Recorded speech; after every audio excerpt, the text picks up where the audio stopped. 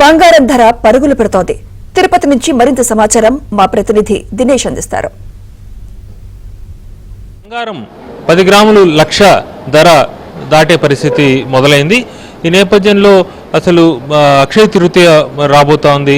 ఎలా ఉంది తిరుపతిలో ఉండేటువంటి బంగార షాపుల్లో కొనేవాళ్ళు కావచ్చు, అమ్మేవాళ్ళు కావచ్చు, ఎలా ఫీల్ అవుతున్నారు ఏంటి అనేది మనం తెలుసుకుంటాం. ముఖ్యంగా ఇక్కడ ఒక స్టోర్లో ఉన్నాం. స్టోర్ ఇన్ఛార్జ్ కూడా సార్ చెప్పండి, మామూలుగా అయితే ప్రతి ఒక్కరికి బంగారం ఎవరికైనా పరిచయం అయ్యేది వాళ్ళ యొక్క నామకరణమో ఏదో ఒక ఫంక్షన్లో చిన్న బిడ్డకి చిన్న రింగుతో బంగారాన్ని తాకుతుంది.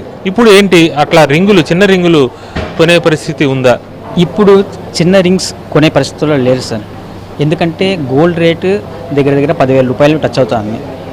అందువల్ల అటు పరిస్థితుల్లో చిన్న రింగ్ కాస్ట్ ఎంత పడుతుంది?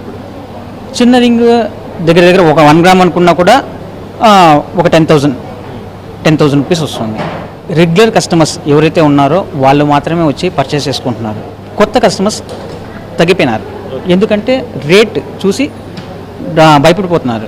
అంటే మామూలుగా అక్షయ తృతీయకి మనం చూస్తే ముందుగా అడ్వాన్స్గా మీ దగ్గర పే చేసి ఇచ్చేస్తే తర్వాత కూడా తీసుకునే పరిస్థితి. అటువంటి బుకింగ్స్ ఈసారి పరిస్థితి ఎట్లా ఉంది? బుకింగ్స్ కొంచెం డల్గా ఉంది సార్. ఇప్పటికీ డల్గా ఉంది. ఇంకా టైం ఉంది కాబట్టి మేబీ ఇంకా పైన ఫ్యూచర్ రావచ్చు.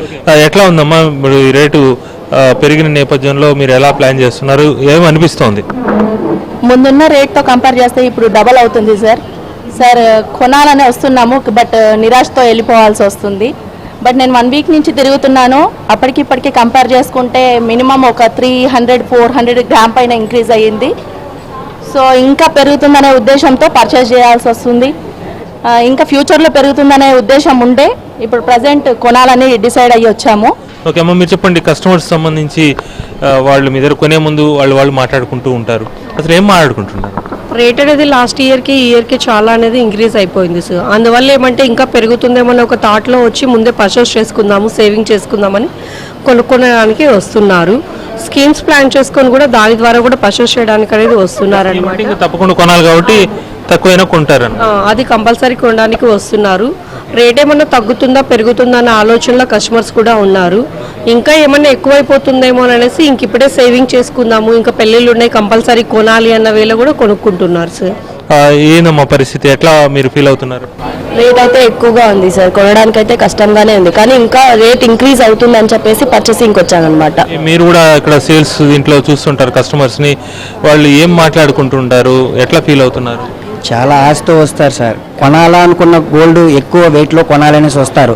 కానీ ఇక్కడ రేట్ కంపారిజన్ చేసి చూసేసరికి వాళ్ళ వల్ల కాక ఏదైనా దానిలో కాంప్రమైజ్ అయ్యి వాళ్ళకి కావాల్సినది వాళ్ళు తీసుకు. మీరు ఏమైనా కొన్నారా ఏంటి? మేము కొందామనే వచ్చినాము. మామూలుగా కొత్త సంవత్సరంలో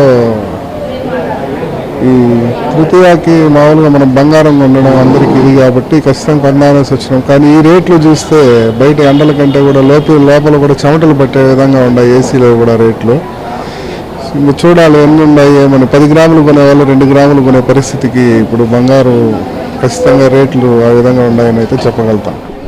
లాస్ట్ వీక్ వచ్చినప్పుడు కూడా కాస్త తక్కువ అనిపించింది. ఒక వారానికే మళ్ళీ పెరిగిపోవడము, అందరం కూడా కొనాలనుకుంటే చాలా ఎక్కువగా అనిపిస్తూ ఉంది. మొత్తానికి ఏమవుతుంది, భవిష్యత్తులో రేటు తగ్గుతుందా లేదా అనే ఉత్కంఠ అయితే మాత్రం అందరిలో స్పష్టంగా కనిపిస్తుంది.